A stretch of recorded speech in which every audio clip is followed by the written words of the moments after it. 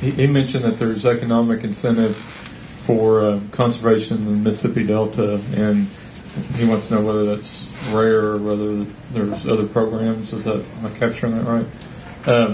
There are other programs, and actually there's a new program that's just come online through the NRCS, and it's actually Congress in 2005 enacted some new legislation. It's not Farm Bill legislation, which is a little different for NRCS because the programs that you're referring to, like Wetland Reserve Program and things like that, have been always administered through the Farm Bill, and now there's this new program called the Healthy Forest Reserve Program.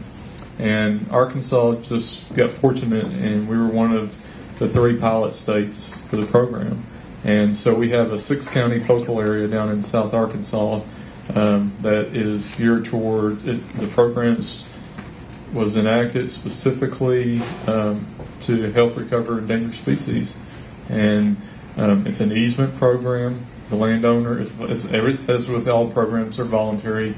The landowner has 3 options: a 10-year conservation easement that pays just for 50% of the conservation practices, or they can do a 30-year easement, which pays for 75% of whatever the encumbrance of doing that conservation work on the property would be on the property value, and then also 75% of the conservation measures. And then they can do a 99-year easement, which would pay for 100% of the encumbrance and 100% of the conservation work on the property. And most landowners down there are choosing to do a 30-year easement. And it's running in South Arkansas. It's running around $800 to $900 an acre. It depends from property to property and what size timber they have. But down there, we're working to recover the red-cockaded woodpecker and also several mussel species. And so there's a lot. That's a new program. There's other programs through state and federal agencies that are also provide incentives. So there's. I think Alan wanted to say something. You asked, are those kind of programs rare? Well, there are lots of other programs, but what's rare about the reforestation in the Mississippi Delta, the Wetland Reserve Program, is the size of it. There have been thousands and thousands of acres reforested under that program. Most of these things are pretty low funded, and consequently they have a smaller success.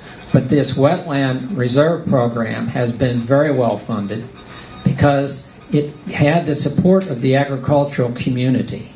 So it came through the agricultural programs rather than through the more traditional conservation programs. Now that's just politics, but that's what makes things work. So it got funded at the level of millions and millions of dollars because many farmers recognized they had land that was not very productive. And they had cleared it for agricultural purposes when farm prices were exceptionally high. For a few years, they made a lot of money on it. And now they weren't making very much money on it, and they could make more by putting it back into timber through this Wetland Reserve Program. So that's certainly not a program in isolation, but it is sort of in isolation in terms of the scale of its success. Question here? I've read about freshwater shrimp farms. Is that a different species than saltwater shrimp?